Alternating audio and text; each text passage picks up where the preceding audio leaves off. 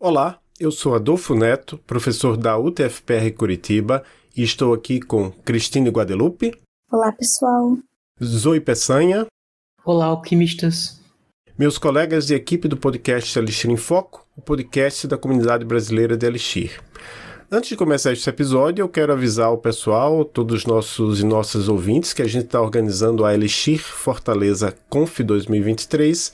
Entrem lá no nosso site para saber mais.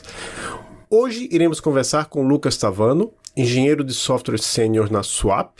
Vamos falar um pouco sobre o uso do Elixir na Swap e, principalmente, sobre o trabalho de conclusão de curso em Engenharia de Computação na UTFPR Curitiba, cujo título foi Análise do Potencial da Linguagem Elixir no Setor de Redes Neurais, que foi orientado por mim.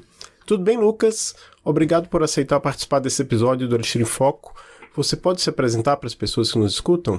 Bom dia, pessoal. Obrigado pelo convite também, Adolfo. Muito prazer. Eu sou o Lucas Campos Tavano, mas podem me chamar de Tavano. Eu sou de São José dos Campos, interior de São Paulo. Eu vim aqui para Curitiba estudar na UTFPR, justamente o projeto aqui que a gente vai conversar um pouquinho mais à frente. E desde então fiquei aqui por Curitiba e eu venho me desenvolvendo aí na engenharia da computação há uns bons 8 anos por aí. Lucas, o que é e o que faz a Swap? Boa. A Swap basicamente é uma empresa de infraestrutura de serviços financeiros. Então, a Swap ela se identifica como Banking as a Service, né? E basicamente é uma empresa de providenciar serviços a outras empresas e permitir que outras empresas criem empresas com a Swap. Então, a Swap fornece infraestrutura, por exemplo, para criação de cartões de débito, crédito, gerenciamento de contas, gerenciamento de balance, visualização de dados, extratos, faturas e tudo mais que uma empresa vai precisar para criar o seu negócio realmente com a Swap. Pensando principalmente no setor de benefícios, basicamente benefícios flexíveis. Então a Swap ela vem trabalhando com várias e várias empresas, fornecendo essa infraestrutura para outras empresas nascerem. Pô, e como a Swap utiliza Elixir em produção? Hoje o Elixir ali na Swap, ele é meio que o coração da Swap, ele é bem um orgulho nosso, basicamente. O Elixir na Swap, ele eu acho que é a linguagem principal da Swap, é a linguagem mais evangelizada ali pelos nossos desenvolvedores. A gente atua com o Elixir principalmente nas nossas APIs e como que a gente se comunica com questões de banco de dados e todo o nosso controle de sistema realmente ali, a maior parte é em Elixir. E eu não posso entrar em muitos detalhes aqui, mas o Elixir ele é realmente assim, o nosso core, é onde, que nem eu comentei, é o nosso orgulho. Na Swap a gente tem toda uma cultura de Elixir muito forte, principalmente até um dos motivos pelo qual eu vim para a Swap mesmo foi a cultura do Elixir, foi poder trabalhar com Elixir com eles. Eu já tinha escutado falar e eu queria conhecer em produção realmente, acho que uma empresa que eu já tinha escutado como uma referência de Elixir, e aí acabei até mudando o foco da minha carreira, eu diria, pensando em vir para a Swap e trabalhar com ele, sabe? Como eu falei, eu não posso entrar em muitos detalhes, porque é muita questão sensível quando se trabalha com meio de pagamento, mas é realmente assim, a linguagem que a gente mais se orgulha e foi escolhida pensando em todos os benefícios que a gente já conhece da Swap, né? Então, pontos como escalabilidade, pontos como a resiliência que a linguagem tem, por conta também, né, todo o nosso OTP, o nosso Erlang por trás ali, toda a BIM. Então, basicamente o Elixir veio para agregar com muita resiliência para um sistema financeiro que tem que estar ali garantindo uma resiliência de uma porcentagem muito alta de SLA, de entrega, né? E aí o Elixir somou muito bem com isso, com a alta concorrência que a gente tem na nossa API e tudo mais, uma distribuição de dados muito grande que a gente tem que trabalhar com nossos sistemas financeiros, que o Elixir agrega muito, além de ter a questão toda da linguagem funcional, que para o setor de meio de pagamentos também encaixa muito bem. E aí, é isso. O Elixir acaba sendo o nosso xodó ali da empresa e foi uma escolha tomada ali há bastante tempo atrás e eu acho que a galera se orgulha bastante de ter tomado a escolha certa lá no começo. Boa. Vários pontos positivos aí, mas para talvez causar uma pequena discórdia, quais seriam os pontos negativos de ter ali o Elixir em produção? Eu diria, essa é muito boa. Eu já tive a experiência de ter que tentar fazer a minha própria empresa. Então, eu já tive com um colega próximo a tentativa de fazer uma empresa de disponibilização também de infraestrutura com nossa questão de conhecimento de APIs que a gente tem e tudo mais. E aí a gente conversou em falar, vamos utilizar Elixir, né? Porque eu e ele, na época, eu ainda estava conhecendo um pouco mais Elixir, ele já tinha mais aprofundado nisso. E aí, vamos usar Elixir na nossa empresa? Vamos. E pensamos no software Elixir e tudo mais. Só que chegou num ponto que a empresa estava começando a pensar em algo mais sério, assim, e a gente começou a pensar, já a gente vai ter que contratar dev Elixir. E aí, chegou num ponto que a gente ficou, nossa, será que eu quero Elixir para minha empresa? Porque o mercado de Dev Elixir é muito complexo, assim. É uma linguagem que, se eu não me engano, a última vez que eu vi nos benchmarks do Stack Overflow, se eu não me engano, ela estava com 2% de utilização, algo por aí. Então, é uma linguagem que, embora eu acho que seja uma das mais amadas pelo que a gente vê em todas as estatísticas, ela ainda é muito utilizada e com poucos desenvolvedores.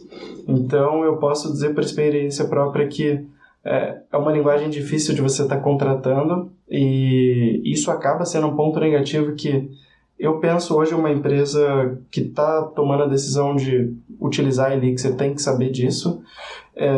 Num geral, quanto à linguagem, eu realmente penso a maior parte é só pontos positivos dela. Realmente, eu acabo entrando como meio que a classificação de alguém que é tendencioso, eu posso dizer. Eu acabo sendo muito, muito apaixonado dessa linguagem, estudando muito sobre o contexto, que eu acabo...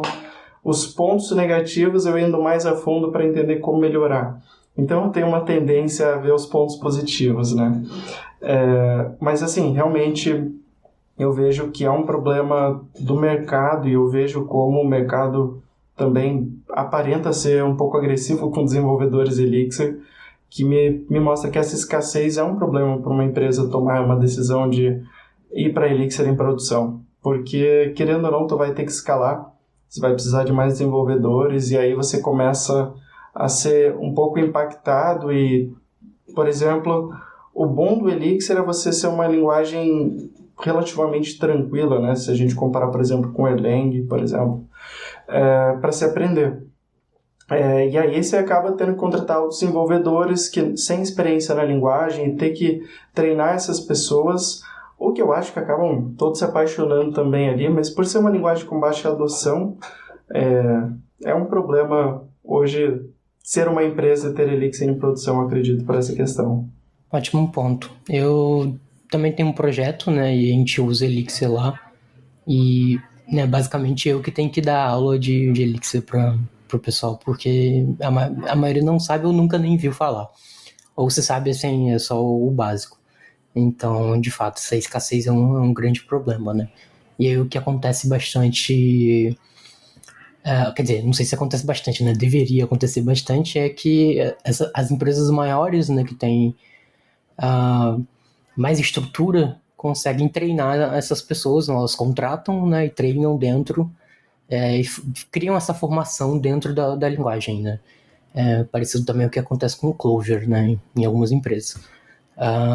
Mas infelizmente tem essa escassez. E por outro lado, tem também relatos, né, para quem está escutando e não é totalmente da comunidade, né, a comunidade brasileira de Elixir se reúne principalmente lá no grupo Elixir Brasil, no Telegram, e tem, além do Elixir Brasil no Telegram, tem também o Elixir Brasil Off Topic, né?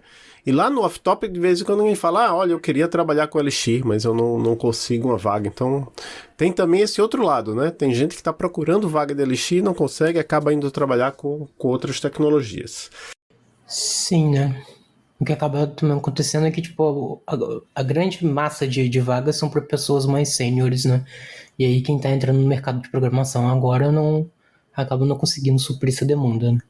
Exato, e ainda mais um contexto de linguagem funcional, eu vejo principalmente em graduação um foco muito maior em orientação a objetos, na parte da graduação do pessoal, e aí tu ainda mais tem uma linguagem funcional num mercado onde ele está acabando favorecendo hoje em dia realmente pessoas mais sêniores, e acaba que Elixir é uma linguagem um pouco amedrontadora até para você entrar no mercado, para uma pessoa que está iniciando a carreira. Certo, certo. Agora vamos entrar num segundo bloco da nossa entrevista, então vamos falar sobre o seu TCC, Lucas, seu trabalho de conclusão de curso, que foi realizado aqui no curso de Engenharia de Computação da Universidade Tecnológica Federal do Paraná, aqui em Curitiba. Você já falou que você veio para cá, né? Primeiro uma curiosidade, você estava lá em São José dos Campos. Como é que você descobriu a existência da UTFPR? Quando eu vim para o TFPR, sendo bem honesto, eu acho que é um pouco meu espírito de desbravar o mundo na loucura, assim. Na época de vestibular, eu lembro que meu sonho era tentar ir para o ITA, e estudei muito para o ITA e acabei, sei lá, alguns meses para a prova, eu olhei comigo mesmo e falei, cara, eu não vou passar no ITA. Eu sendo bem honesto comigo mesmo.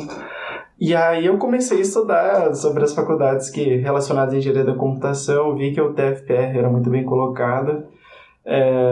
Acabou que foi pela minha nota no Enem ali, o Enem que eu acho que eu sempre estava focando ITA, e nem olhava para questões de Enem. E aí acabou que eu falei, olha, passei no TFPR, era conhecida, e vim na loucura mesmo, professor. Eu lembro que eu vim pela primeira vez em Curitiba para conhecer a faculdade quando eu tinha me inscrito.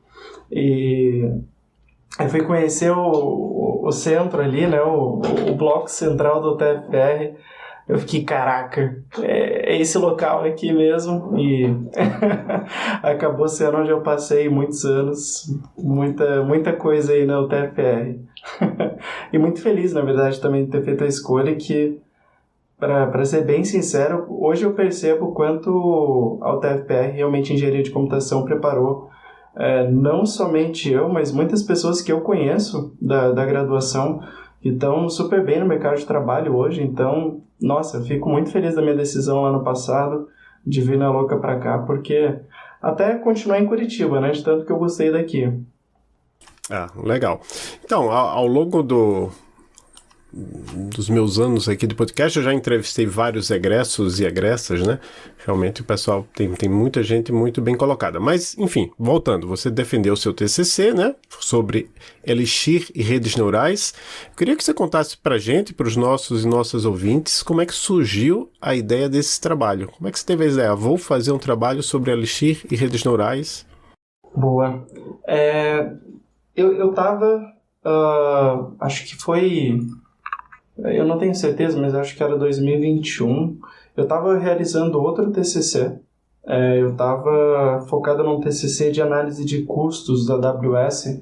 Então, era um TCC de otimização de custos na AWS e muito focado em dados. E aí, eu era uma pessoa que sempre trabalhei mais no back-end. Eu, na época, trabalhava principalmente com PHP e um pouco de Elixir no Ebanks. E aí eu estava lá fazendo um TCC de dados e não era uma área onde eu estava me aprofundando na minha carreira. Eu também não tinha experiência tanto com Python, que era algo que eu tinha que trabalhar muito na época, com pandas e tudo mais.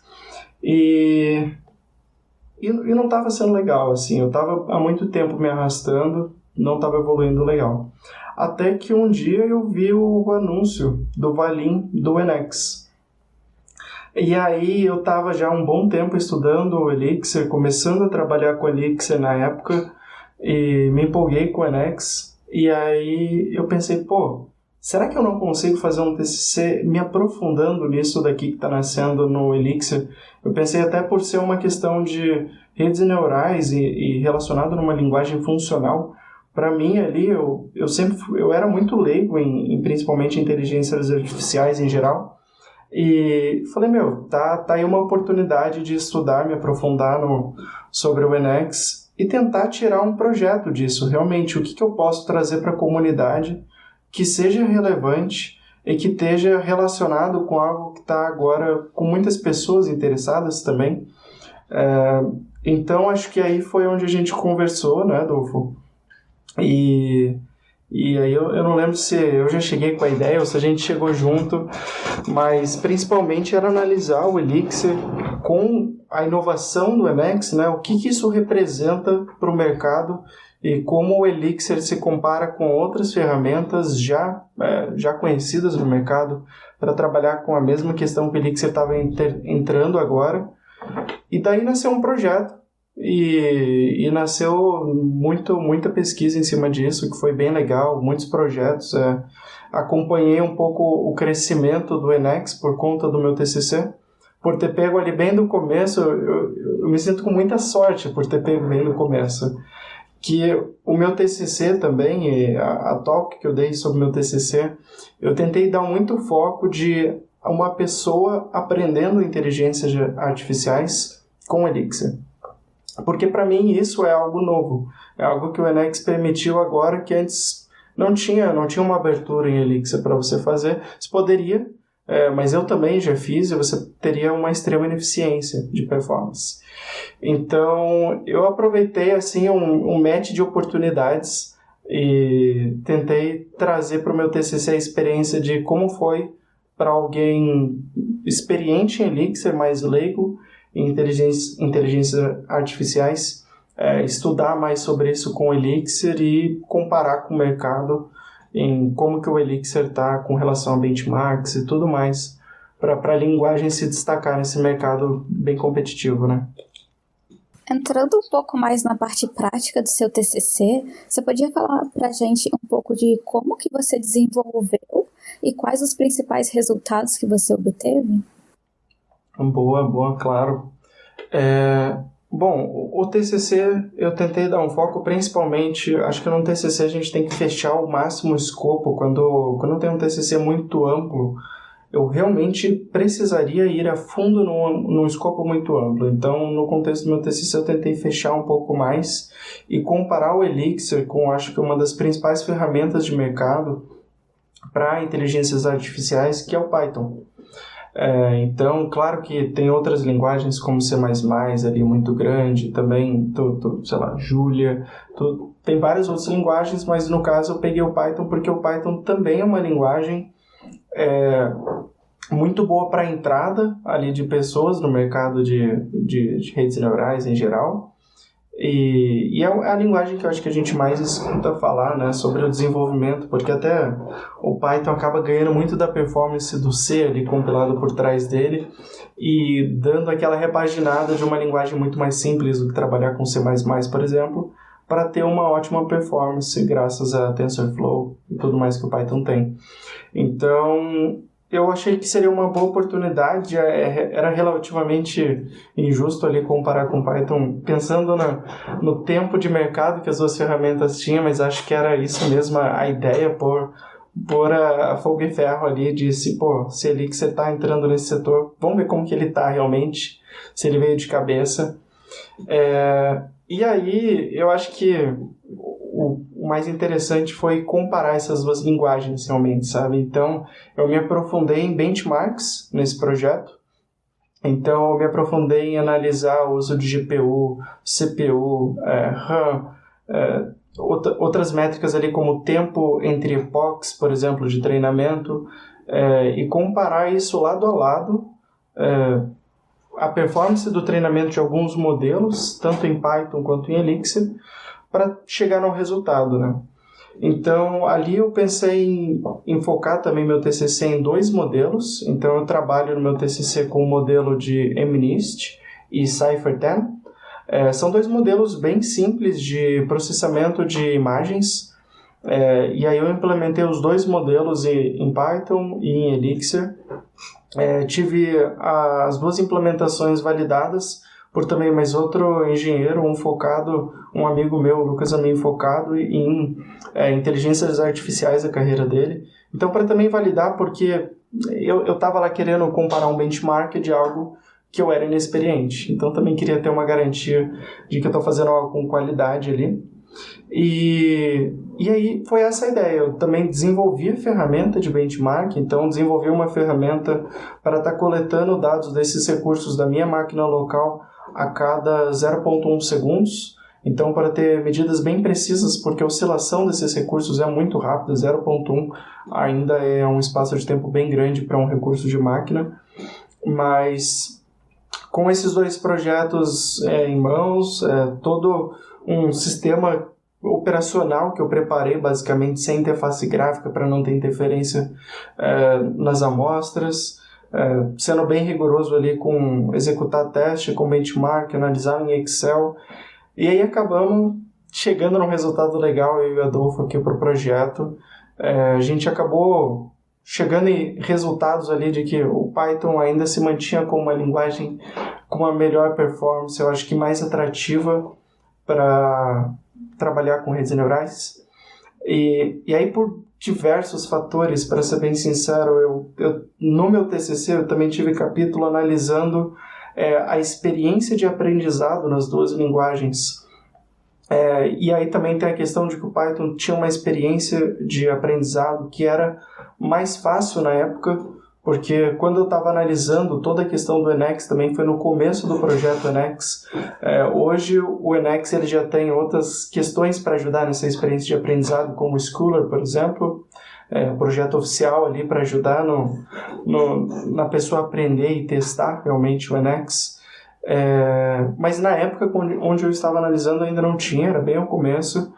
E era, bom, um dos pontos então foi a experiência de aprendizado, que eu acabei concluindo ali que, realmente o Elixir tinha muito para melhorar, para ser uma linguagem mais introdutória para essas pessoas, uma linguagem mais receptiva para quem está aprendendo, já começar com Elixir, porque normalmente eu acho que a linguagem que você vai estudar e aprender normalmente vai ser uma linguagem que você vai passar um bom tempo, porque você já vai ter se aprofundado nela. Então, o fato do Elixir não ter sido tão atraente como uma linguagem introdutória naquele contexto que eu estava estudando foi um dos pontos que eu consegui concluir dos resultados. A questão da performance também do Python, onde nos benchmarks lado a lado, algo bem interessante que a performance do Elixir e Python nesses modelos, ele teve uma variação de performance na casa, sei lá, 10% por aí. O que é muito baixo pro contexto que o Elixir estava, né? O Elixir chegando nesse mercado também, eu lembro de... Pro TCC eu tive que estudar muito sobre a área, então escutei podcast sobre o Valim, escutei entrevista do Valim, li artigos do Valim sobre justamente como que eles conseguiram pegar Elixir e otimizar 2 a 3 mil vezes a performance dele com otimizadores de compilação como XLA. Então, o pessoal realmente deu para perceber que eles entraram no mercado com, vamos ser competitivo, vamos utilizar o TensorFlow, que também vai ter um core em C ali para ter performance. Hoje a gente vê também pontos do Emacs ali que tem integração com o Rust, por exemplo, também para ter performance. Então esse foi um ponto muito legal do TCC, que foi concluir que embora Elixir não seja a sua ferramenta mais eficiente em mercado, ela também não é a aplicação mais atraente para quem está iniciando, mas o Emacs basicamente trouxe, e foi uma das minhas conclusões do TCC, a possibilidade de um novo setor de pessoas estarem aprendendo com algo que, embora não seja o melhor, é muito bom. E uma pessoa que já está ali no contexto de Elixir pode continuar no contexto de Elixir dela, se ela quiser focar a carreira dela no contexto de inteligência artificial, por exemplo, que agora você consegue seguir nesse mercado e não ter que migrar para outra linguagem por conta de talvez não conseguir trabalhar com isso em Elixir, né? Então, o TCC ele acabou tendo uma conclusão bem ampla, que eu tentei analisar o contexto de aprendizado, o contexto da experiência com os documentos vistos mesmo, documentação, o benchmark também em comparação com o Elixir e Python, e eu acho que consegui ter uma conclusão bem show, fechando um pouco disso de não é o melhor, mas é muito bom já ter a opção e poder fazer também, aprofundar nossos conhecimentos em outras áreas, sem estar limitado por algo do Elixir, por exemplo, sabe? Eu fui bem longe aqui, desculpa se eu abri muito a pergunta, mas eu acho que é bem amplo realmente o contexto que eu tentei estudar sobre a linguagem durante meu TCC. Não, isso mesmo. E você comentou que, né, tava ali que você tinha inexperiência, né, com IA e redes neurais, e que você foi, né, acabou aprendendo isso no decorrer da sua pesquisa. Mas além disso, você acha que teve alguma outra dificuldade, assim, que você elencaria como principal? Alguma dificuldade técnica, falta de recurso, de pesquisa, enfim. Você comentou também que o NX estava começando a ser desenvolvido na época, né? Então imagino que isso tenha atrapalhado um pouco. E se sim, né? Como que você superou essas dificuldades, né? Boa, cara. Ótima pergunta. Eu tive muita dificuldade no começo. Foi interessante pegar o NX no começo. Eu já me adianto que eu vou abrir de novo um pouquinho a resposta aqui, porque aqui eu tive muito problema para falar. Não, tranquilo. Segue aí. Mas assim, como eu cheguei com o NX no começo, um problema que eu acho que de cara, versionamento. Eu estava trabalhando, iniciando pesquisa, iniciando benchmark, iniciando a entender, uma versão nova lançava, o que mudava todo o meu resultado. Assim. No começo, o resultado, inclusive, estava bem mais distante da performance em Python, por exemplo, a comparação lado a lado. E esse já de cara foi algo que, ao longo do meu TCC inteiro, eu tive que refazer muitas métricas, reajustar meu código, eu acho que pelo menos, se eu não me engano, pelo menos umas 3 a 4 vezes eu tive que reescrever todo o modelo, basicamente, das redes neurais que eu estava trabalhando em Elixir, para trabalhar com as ferramentas mais atualizadas para se trabalhar com o NX. Então, por exemplo, quando eu comecei com o NX, era o NX puro que eu estava trabalhando nos meus modelos. Aí depois lançaram a ferramenta Waxen. Então, era uma biblioteca para dar suporte a fazer exatamente o que eu estava fazendo, só que provavelmente com muito mais performance, de uma forma muito mais correta, eu diria, de se trabalhar com redes neurais, que é a forma de você definir modelos realmente de redes neurais, definir eles como camadas e como camadas com seus tamanhos, e você treinar um modelo. E antes com o NX você tinha que fazer tudo na mão, implementar tudo a uma, as interações, como o modelo crescia, como aquela rede neural crescia, o que era muito trabalhoso e provavelmente eu estava perdendo um monte de performance por culpa minha. Então, quando lançou uma nova versão, o Waxen, tem que atualizar o Waxen. Depois teve mais novas versões de datasets também, que o Elixir passou a fornecer uma biblioteca interna só de datasets ali, que aí eu atualizei de novo o projeto para trabalhar com essa biblioteca, sempre tentando trabalhar com o que tem mais atual, basicamente, porque eu queria estar sendo justo com o Elixir, então tentar não lançar ali um TCC que já nasce desatualizado, por exemplo, e até depois de estar tudo escrito, acho que finalizado. O Adolfo, se eu não me engano, teve uma consultoria com o Valim, né? E acho que ele teve a recomendação dele que já tinha uma versão mais atual também para eu atualizar. Se eu não me engano, era o NX 0.3, eu não tenho certeza agora. E aí eu, atualizei de novo a versão, refiz todos os benchmarks e realmente ele estava certo, deu um boost de performance ali. Então, acho que esse é o problema 1, que foi, eu estava trabalhando com uma ferramenta que estava crescendo muito rápido, enquanto eu trabalhava com ela. E eu também não sou a pessoa mais rápida do mundo ali.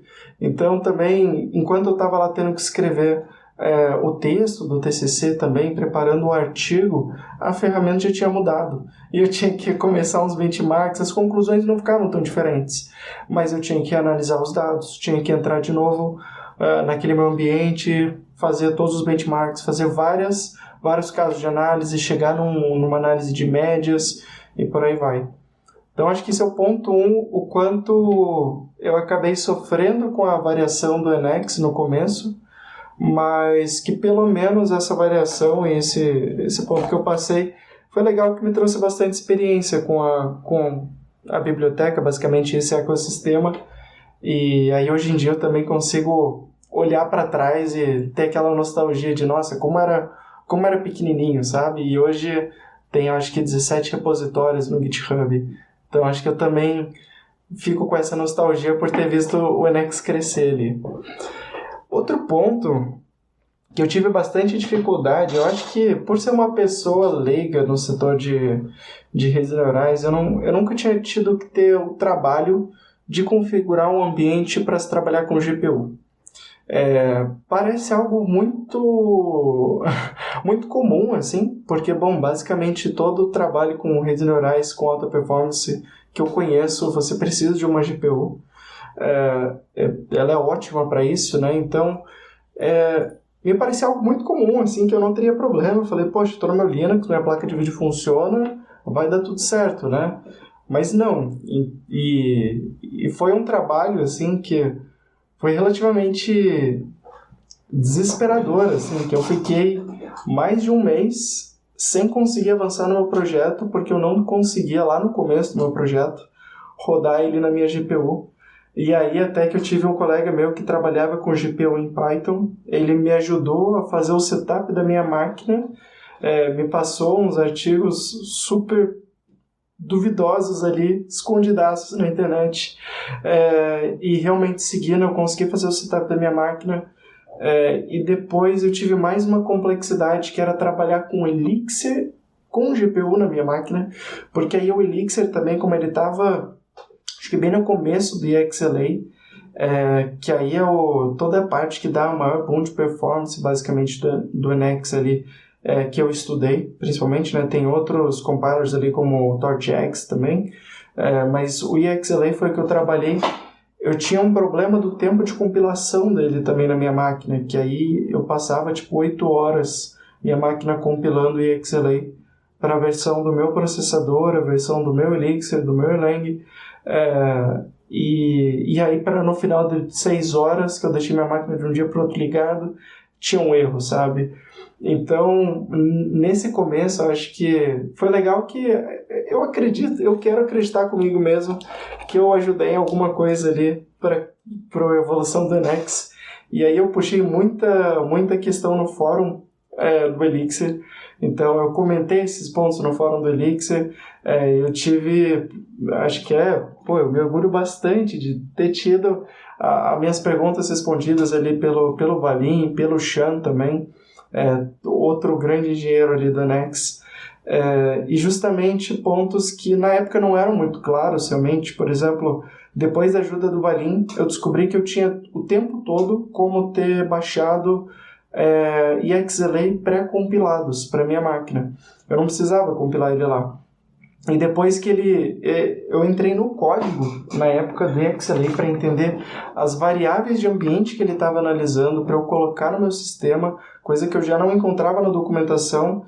E além disso, depois de dúvida em fórum, por exemplo, eu descobri que tinha mais uma ou outra flag que eu não encontrei no código, eu não tinha colocado. E colocar, por exemplo, uma linha a mais de código fez tudo funcionar instantaneamente, como se fosse mágica. Então, eu passei nesse contexto onde eu tive que desbravar umas coisas que ainda não estavam muito bem documentadas, sabe? Não tinha documentação Hex, por exemplo, a HexDoc ali do NX. E aí, muita coisa eu tinha que ver no README dos projetos, entrar no código. As videoaulas do Valim me ajudaram muito ali. Eu tive que aprender muita coisa com os vídeos dele, porque era muito difícil de encontrar conteúdo sobre NX, e até acho que muito do que eu tenho, do que eu consegui entregar com o meu TCC foi graças à evolução do próprio conteúdo que eles fizeram Por exemplo, o meu TCC ele não é focado no modelo de como a rede neural funciona, e sim na performance do modelo. Então, o modelo que eu trabalho, por exemplo, com o Cypher-10, até o do MNIST, por exemplo, eles são modelos que eles já são até pré-preparados pela equipe do Enex para você só utilizar, e que são coisas que eles agregaram com o tempo. Por exemplo, também eu criei o modelo na mão e depois eu adaptei só meu código com o Axon, mandando um Atomo Cypher-10 e ele sabia o que eu estava falando. Não era tão simples assim, mas eles já tinham muito do caminho para mim ali. Então, essa dificuldade foi... O começo era muito, muito doloroso ali, ter que desbravar tudo. E aí, com o tempo, com o meu projeto, conforme o Enex foi evoluindo também, as coisas foram ficando mais fáceis, as coisas foram dando mais certo, mais tranquilamente. Meu projeto, a versão final que eu deixei dele, eu estava tentando utilizar tudo que era o mais atual até então, que era compilando com XLA, o recomendado sempre, trabalhando com acho que era SciData, se eu não me engano, que era a biblioteca deles de datasets de imagens para treinamentos mesmo, usando o Axon também, então tentando deixar tudo mais atualizado, e aí conforme foi nascendo as outras ferramentas, isso foi ficando mais tranquilo, né? E eu acho que por último, assim, acho que minha dificuldade com o projeto também foi ter que estar aprendendo um pouco junto com o projeto, sabe? Acho que durante o projeto, o começo do projeto principalmente, eu percebi que eu tive que refazer muita coisa, porque eu estava aprendendo enquanto estava fazendo. E acabei fazendo coisa errada, realmente, escrevendo coisa errada no meu próprio TCC. Então, ali eu tenho uma responsabilidade muito grande com o que eu estou escrevendo. Também dali saiu o artigo para a conferência da CodeBeam também. Eu tenho uma responsabilidade muito grande com algo que eu era muito leigo. E ali até esse meu colega que me deu o suporte foi extremamente necessário em eu passar a informação correta no meu TCC e saber o que eu estou trabalhando direito, sabe? Ir numa camada mais a fundo, ser uma pessoa leiga, mas conseguir trabalhar o conteúdo a fundo, sabe? Isso é um contraste muito ruim, assim, de se trabalhar. Mas aí que eu tentei ao máximo dar o gás que eu podia. Foi um projeto que eu demorei para fazer, acho que também teve questões onde eu enviei ele para conferências, então também tive que reescrever meu TCC inteiro em inglês, por exemplo. Eu fiz muita coisa nesse TCC para ele ser mais longo do que deveria, mas com certeza valeu a pena. Então eu tive bastante trabalho, bastante dificuldade, e eu acho que hoje até, estando aqui com vocês nesse podcast, eu vejo que valeu a pena. Acho que outras conquistas que eu vim tendo com esse TCC, acho que coisas que eu consegui alcançar basicamente com ele, eu acho que valeu a pena superar todos esses desafios, basicamente. Muito legal. E complementando, né, você teve essa oportunidade de apresentar o trabalho presencialmente lá na CodeBeam América 2022. Para quem não sabe, mas eu acho que a maioria do pessoal que escuta o nosso podcast sabe, a CodeBeam é um dos eventos, assim, são dois tipos, não sei, duas linhas, vou chamar de linhas de eventos principais da comunidade Elixir, né? Tem a Elixir Conf, que acontece todo ano, uma nos Estados Unidos e outra na Europa, em algum lugar da Europa, e tem a CodeBeam, que acontece às vezes na Europa, às vezes nos Estados Unidos, às vezes no mesmo ano nos dois lugares. Essa aí foi a CodeBeam América, que aconteceu nos Estados Unidos em 2022, já meio assim voltando da pandemia, mais ou menos, e eles queriam muito que a gente fosse lá presencialmente. Como é que foi essa sua experiência de apresentar o seu trabalho lá em inglês para a comunidade de Elixir que estava lá nesse evento presencial, e tinha gente também assistindo online, né? Adolfo, eu acho que essa experiência, para mim, assim, é o ponto que eu mais me orgulho até hoje da minha carreira como desenvolvedor. Eu desenvolvo há uns 7 anos, mais ou menos, já fiz bastante coisa legal, acho que muitos projetos grandes, eu já vi projetos meus sair num jornal ali com alguma empresa que eu estou trabalhando e, ficar orgulhoso daquilo. Mas eu acho que é algo que eu mais me orgulho é essa essa apresentação para CodeBeam. Eu lembro todo o projeto que a gente fez junto, assim, quando eu inscrevi para CodeBeam, realmente, o trabalho que eu fiz de reescrever o projeto em inglês, a gente também não só enviou para CodeBeam, mas também para ErlenConf, por exemplo, na reescrita a reescrita basicamente também desse projeto em, vamos mudar o formato disso para um artigo realmente mais curto, mais focado nos dados, com outro modelo, e deu muito trabalho na época, e os prazos eram curtos também, a partir da época que a gente pensou, vamos. Mas depois de escrever tudo, tem aquele período de análise, de feedback e tudo mais, e aí quando veio o feedback que tu trouxe para mim, de que eles estavam interessados em levar a gente, né, em ter a gente lá, só que eu tinha submetido essa talk como online, mas eles falaram, não, mas estamos voltando aqui do contexto de pandemia, a gente estava querendo uma coisa mais calorosa, a gente queria ter vocês presencialmente com a gente. Foi assim, deu, sabe, não sei, tem aqueles momentos na vida que você dá vontade de gritar de felicidade, assim, e ter tido esse convite, ter o Adolfo me dado essa notícia, foi algo que para mim era, peraí, tá acontecendo isso aqui mesmo, sabe? Eu lembro que na época eu ainda passei por medo, porque eu achei que eu não teria o visto, e por muita sorte, muita sorte, eu tinha um visto que estava vencendo aquele ano, mas estava valendo. E aí falei, Adolfo, é isso, vamos. Vamos ter uma ajuda de custo, bora, a gente dá um jeito, conseguir uma passagem. Eu e o Adolfo, a gente nunca tinha se visto pessoalmente, a gente vinha trabalhando há mais de um ano, e como todo o meu TCC, ele foi no contexto da pandemia, então a gente nunca tinha se visto, a gente foi se ver a primeira vez na Califórnia, e foi muito legal ver ele lá pela primeira vez. Conheci a esposa dele também, e pude conhecer ali a Califórnia. Eu tive que treinar muito.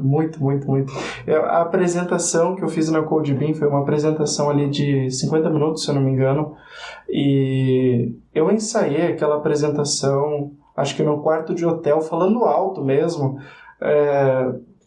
Nossa, eu acho que eu passei a apresentação inteira, sei lá, umas boas 10 vezes inteira, 1 hora inteira lá, e vamos de novo. Como que eu mudo uma coisa ou outra, como que eu coloco uma piada aqui, porque eu falei, eu não quero ter uma palestra massiva que a galera vai ficar cansada, como que eu coloco uma brincadeira nisso? Eu coloquei meme na minha apresentação, uma apresentação que era, eu no momento estava lá como, é minha oportunidade de fazer uma coisa bem feita, fazer o meu melhor. E nisso tudo eu falei, vou colocar um meme de Matrix, sabe? E valeu a pena. Então eu pude falar, usar coisas que eu pensei muito. Depois de fazer muitas vezes a apresentação, eu falo, vou encaixar um detalhezinho aqui. E eu acho que foi algo que, assim, eu passei, já tinha uma fluência em inglês também, mas eu voltei a estudar inglês a partir do que eu tive a notícia na mesma semana, para voltar a treinar. Meu professor comigo em inglês teve um treinamento focado para a conferência. Eu treinei termos técnicos, treinei apresentação com ele, para pensar em, eu quero fazer aqui, eu acho que esses detalhes o Adolfo nem tem, mas eu estava sempre pensando, eu quero fazer meu melhor ali, era algo muito além de tudo que eu tinha tido de visibilidade, acho, na minha carreira, e era a oportunidade de eu, pelo menos, dar o meu melhor ali. Então, fui para a Califórnia, conheci gente muito legal lá, conheci gente de muita empresa, conheci desenvolvedores lá incríveis, pessoas que eu admirava, ou pessoas que conheci autores, super incrível. Acho que minha apresentação foi no segundo dia também, então eu tava me sentindo muito bem para apresentar lá, sabe? Eu conversei com muita gente, eu tava, sei lá, você tava na conferência, você tava lá almoçando do lado da galera, comendo a mesma saladinha lá, recebendo, e todo mundo junto, e você vai quebrando esse gelo. a partir de um ponto onde, no segundo dia, na hora da minha apresentação, eu estava em paz ali, eu já conhecia cada letra daquele slide, eu já sabia toda a piadinha que eu ia fazer, eu já tinha me preparado muito. Eu acho que sempre tem pontos que a gente pensa, putz, eu podia ter feito um pontinho melhor ou outro, mas no overall ali eu tentei ao máximo dar conta daquela apresentação, ser claro com meus dados, ser claro com o meu estudo, ser claro numa conferência de Elixir também, de que, cara, pessoal que ama Elixir, Python foi melhor. E tamo junto. E como também transmitir essa mensagem, sabe? De uma forma positiva e ver os lados positivos disso. Então, a minha apresentação na conferência foi um foco diferente do meu TCC, tá? Foi um foco menos técnico, menos análise a fundo, do lado a lado ali, e muito mais sobre o contexto inteiro do NX também. Eu tive a honra lá de ter um dos grandes desenvolvedores do NX assistindo também, o Paulo lá com a gente, e sabe, acho que foi uma das experiências que eu mais fico feliz da minha carreira, e agradeço também, Adolfo, tudo isso, que eu sei que tu é uma pessoa-chave disso para mim. Então agradeço enormemente ao trabalho que a gente fez junto, cara. Eu também agradeço e aproveito aqui para agradecer. Você já mencionou, mas vou só dar o nome, assim, por extenso, digamos assim, da Erlang Solutions, né? A CodeBeam é organizada pela CodeSync, né? Eu não lembro quem pagou o quê, mas todas elas ajudaram, né? E a Erlang Ecosystem Foundation. E aí eu deixo um aviso para o pessoal, né? Que o pessoal que escuta esse podcast sabe que a Erlang Ecosystem Foundation patrocina esse podcast através do software que a gente usa para fazer essa gravação aqui, que é um software muito bom. E também patrocina, se você, por exemplo, você é um desenvolvedora aqui no Brasil e tem uma palestra aceita na Elixir Conf, na Elixir Fortaleza, lá na CodeBeam Europa, né? O Hermínio agora, infelizmente o Hermínio não está aqui, mas estava lá na CodeBeam América, e a gente também conheci pessoalmente o Hermínio lá, né? Se tiver um trabalho aceito nesses eventos, até mesmo no Erlang Workshop, você pode pedir verba para a Erlang Ecosystem Foundation. Tem verba lá, né? Claro, eu estou dizendo, você pode pedir, há a chance de receber, mas a garantia ninguém dá. Mas, por exemplo, para esses eventos, como por exemplo a CodeBeam, o Elixir Conf eu não tenho certeza, mas a CodeBeam geralmente é virtual em paralelo, então quem é estudante universitário sempre pode participar desses eventos de forma virtual, e é uma grande oportunidade para quem quer entrar na comunidade. Muito bom, uma história bem inspiradora. Achei bem maneiro. Bem, e continuando, né, você tem acompanhado os recentes avanços de Machine Learning em Elixir? Né? Por exemplo, o Sim Moriarty acaba de anunciar um novo livro, né, da ProgProg, tá na versão beta, que é o Machine Learning Elixir Learning to Learn with NX and Axon. Então, enfim, essas é uma das atualizações aí mais recentes, mas você tem acompanhado alguns outros avanços? Cara, ótima pergunta. Eu acho que é um dos pontos que eu tenho acompanhado bastante, tá? Eu continuo estudando e continuo brincando um pouco a mais com o NX ali, além do meu TCC. E, por exemplo, eu acho que eu posso já chegar no livro que tu comentou, do Sean, que isso para mim é um novo marco ali pro NX, para ser sincero. Mas eu acho que antes disso, tem toda a questão do NX que eu comentei, o próprio Livebook ali, que vem crescendo cada vez mais com funcionalidades de AI. Por exemplo, bem recentemente lançaram o Bumblebee, que é um projeto de modelos pré-treinados para você trabalhar com o próprio Livebook e você importar blocos de modelos de inteligência artificial pré-treinados, sabe? Eu olhando isso, eu acho loucura o quanto está desenvolvendo, o quanto eu acho incrível que é um desenvolvimento oficial, sabe? Claro que a comunidade tem um suporte ali, mas é um desenvolvimento sendo puxado pela equipe oficial, todo esse contexto de inteligência artificial que estão trazendo para a Elixir. Então, acho que tudo começou, né, no livro do Chan também, o Generic Algorithms in Elixir.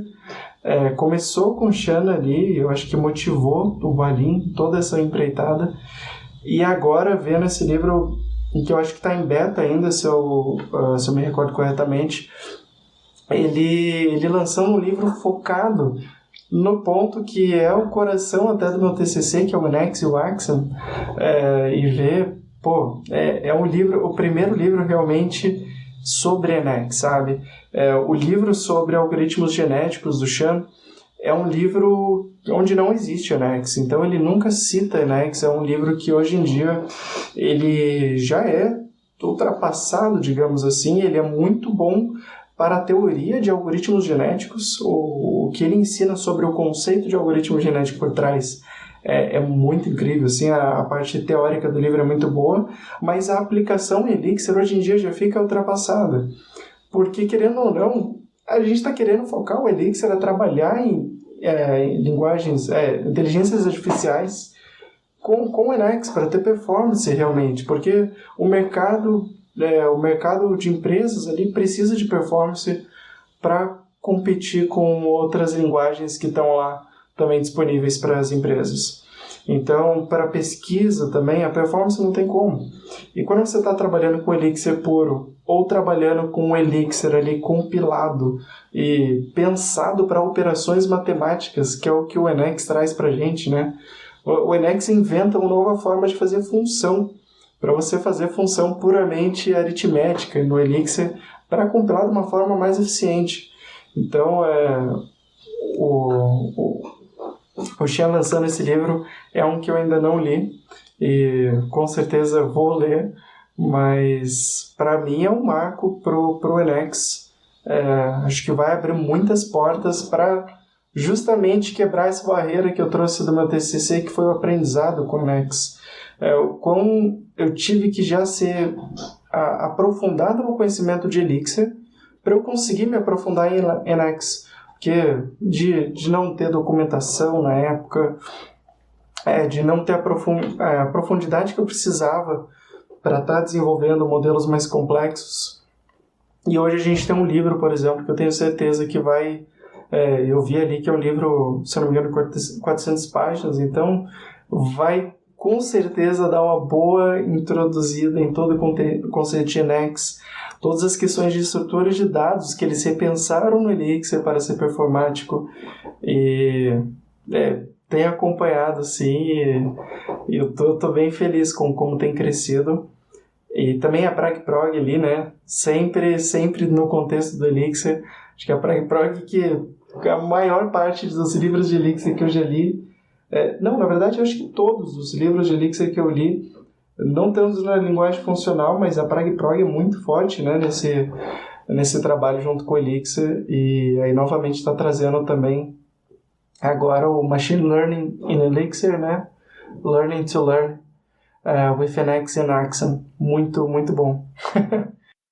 Muito legal, realmente a PragProg, ela até a gente já conversou algumas vezes com o Bruce Tate, né? Não sei se Zoe já conversou, mas a Cristina eu sei que... Zoe conhece o Bruce também? Joia, então também todo mundo já aqui conhece, né? Que era editor dessa parte de livros de Elixir, mas eu acho que agora, como ele tem uma empresa de ensino de Elixir, né? Ele passou isso mais para Sophie de Benedetto também, que a gente conhece, que estava também lá no evento Codebin América. Mas enfim, Lucas, muito obrigado por participar aqui do Elixir em Foco. A gente sempre pede para o nosso entrevistado ou para a nossa entrevistada deixar uma mensagem final para essa comunidade brasileira falante de português que pode estar nos escutando em Portugal. A gente sabe que tem pessoas que nos escutam em Portugal, Estados Unidos, Alemanha, etc. Eu gostaria muito de saber se tem gente que nos escuta na África, né, em Angola, onde também se fala português. Você quer deixar uma mensagem final para essa comunidade? Bom, acho que agradecer a todas as pessoas, acho que são apaixonadas ali pela linguagem. Eu acho que o contexto do podcast aqui, todos que eu vejo que trabalham com essa linguagem são apaixonados, como a linguagem tem crescido também, o orgulho, querendo ou não, que a gente tem de ser uma linguagem brasileira. Então, para a gente continuar seguindo, se ajudando, ajudar a comunidade, ajudar em desenvolver o Elixir da melhor forma. E é isso aí. Um grande abraço, Lucas, Cristine, Zoe e para todas as pessoas que nos escutam. Até o próximo episódio do Elixir em Foco.